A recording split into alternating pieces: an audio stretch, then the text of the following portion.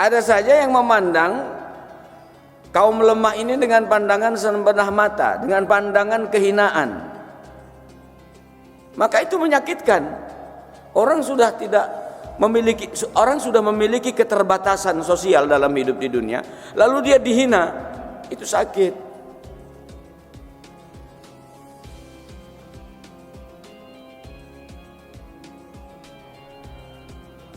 Makanya Islam, agama yang menata kehidupan sosial itu secara sinergi. Dikasih norma-norma. Orang tua dihormati, yang muda disayangi, orang kaya dihormati, orang miskin disantuni, tetangga dihormati. Itulah Islam. Kenapa disyariatkan zakat? Supaya sistem tatanan kehidupan sosial masyarakat dalam Islam itu diatur sedemikian rupa. Orang menuntut semua sama haknya, itu tidak ada dalam Islam. Faddala ba'dakum ala ba'd. Allah berikan kelebihan antara seseorang dari orang yang lain.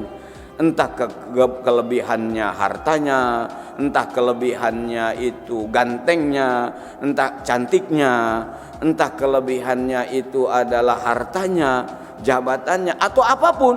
Allah kasih kelebihan-kelebihan itu. Dan memang Allah tidak pernah menciptakan orang itu sama. Disitulah keadilan Allah, disitulah Allah kasih ruang orang untuk bertanafus, berlomba.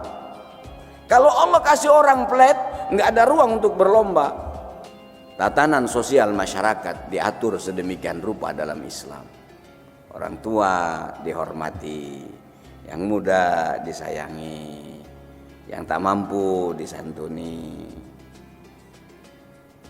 Sebab tak ada orang kaya kalau tidak ada orang miskin. Benar nggak? Benar nggak? Orang-orang kaya nih nggak usah macam-macam, di rumahnya nggak ada yang bantu aja pekerja rumah tangganya. Mau ngomong apa ente kalau nggak stres? Potong kuping kampret. Makanya meskipun orang itu memiliki status sosial tinggi, harus dia tetap hormati orang. Hormati orang. Jangan sakiti orang lain. Apalagi orang soleh. Apalagi orang soleh, apalagi ulama, jangan sakiti. Kenapa? Allah berfirman dalam Al-Quran, innama yakhsyallaha min ibadihil ulama. Ulama disebut. Ini ada orang tiap hari kerjanya jelekin ulama aja di sosmed tuh. Ente pikir ente mau hidup selamanya? Berapa sih bayaran ente? Sampai mengorbankan berani. Ini tangan ini suruh ibadah, bukan caci maki orang. Katanya mau jaga persatuan, tapi menghina etnis tertentu. Itu yang merusak tatanan kehidupan sosial dan dilarang dalam agama. Makanya ghibah itu dilarang, ngomongin orang itu dilarang. Ini ustadz nih jangan pekerjaannya ngomongin orang terus. Ghibah itu dilarang. Fitnah itu dilarang. Namimah adu domba itu dilarang. Kenapa? Karena itu merusak tatanan sosial kehidupan masyarakat. Nyakitin orang itu dilarang. Menghina orang itu dilarang. Kan sudah pernah kita lihat, dengar hadis. Ada orang sholatnya rajin, puasanya rajin, ngajinya rajin.